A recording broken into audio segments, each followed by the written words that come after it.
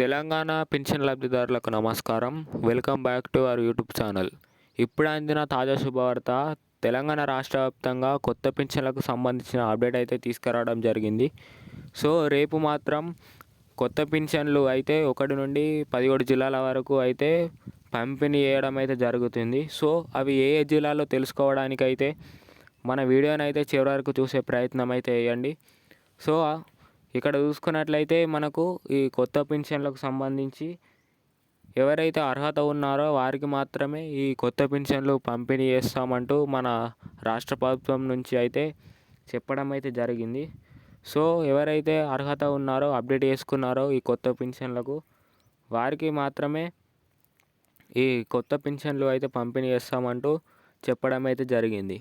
ఇంకా ఇక్కడ చూసుకున్నట్లయితే ఈ పింఛన్ లబ్ధిదారులు ఎవరైతే ఉన్నారో గత 2-3 నెలల నుంచి, అనగా అక్టోబర్, నవంబర్, డిసెంబర్ ఈ నెలలోనైతే కొత్త పింఛన్లు అంటే ఈ పింఛన్ డబ్బులు అయితే కట్టుకోవడం జరిగింది. సో దీన్ని ఉద్దేశించుకొని ఈ కొత్త పింఛన్ల రూపంలోనైతే వారికి ఈ కట్టైన పింఛన్ డబ్బులను అయితే పంపిణీ చేస్తామంటూ మన ప్రభుత్వం అయితే తెలపడం జరిగింది. సో ఈ కొత్త పింఛన్ల పైననైతే మన రాష్ట్ర ప్రభుత్వం నుంచి మన సీఎం రేవంత్ రెడ్డి గారు మరియు మన గ్రామ అభివృద్ధి శాఖ మంత్రి సీతక్కనైతే కీలక అప్డేట్ అదైతే తీసుకురావడం అయితే జరిగింది.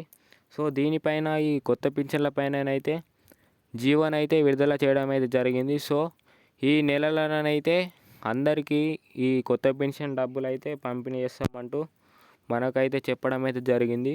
సో రేపు మాత్రం ఈ ఏ అయితే జిల్లాలో ఉన్నాయో కరీంనగర్, కామారెడ్డి, రంగారెడ్డి, సిద్దిపేట, నల్గొండ, నాగర్ కర్నూల్, ఖమ్మం ఇలాంటి పలు జిల్లాల వరకు అయితే రేపు కొత్త పింఛన్లు అయితే పంపిణీ చేస్తామంటూ చెప్పడం అయితే జరిగింది.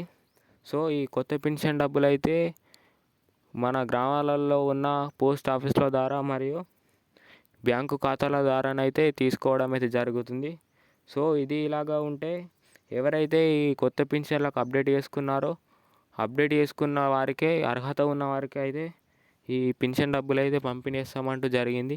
సో దీనికి అప్డేట్ చేసుకునేవి ఏవి అంటే ఎన్పిఐసి అప్డేట్ మరియు ఈకేవైసీ అప్డేట్ అయితే చేసుకోమని అయితే మనకు చెప్పడం అయితే జరిగింది. సో ఈ అప్డేట్ చేసుకుంటేనే మాత్రం ఈ కొత్త పింఛన్లకు అయితే అర్హత కలిగిన వారు అవుతారని మన రాష్ట్ర ప్రభుత్వం అయితే మనకు మన గ్రామ అభివృద్ధి శాఖ మంత్రి సీతక్కనైతే చెప్పడం జరిగింది. సో ఖచ్చితంగానైతే ఈ అప్డేట్లు అయితే ఖచ్చితంగా చేసుకోవాలని అయితే చెప్పడం అయితే జరిగింది. సో ఇది ఇక్కడ ఇలాగా ఉంటే మరియు మనకు ఈ రైతు భరోసా కూడా అయితే చేయడం అయితే జరుగుతుంది. సో ఎవరైతే అర్హత ఉన్నారో రైతు భరోసాకు, వారికి కూడా ఈ రైతు భరోసానైతే ఈ నెలలో మాత్రం చేయడం అయితే జరుగుతుంది. సో ఇది ఇవాల్టి అప్డేట్. మరిన్ని అప్డేట్ల కోసం అయితే మన ఛానల్ని సబ్స్క్రైబ్ చేసుకోండి, బెల్ ఐకాన్ అయితే ఆన్లో పెట్టుకోండి. ఇక్కడ చూసుకున్నట్లయితే మన ఛానల్ని అయితే చాలామంది చూస్తున్నారు కానీ వీడియోని లైక్ చేయడం లేదు. లైక్ చేసి మరియు సబ్స్క్రైబ్ అయితే చేసుకోండి. Thank you.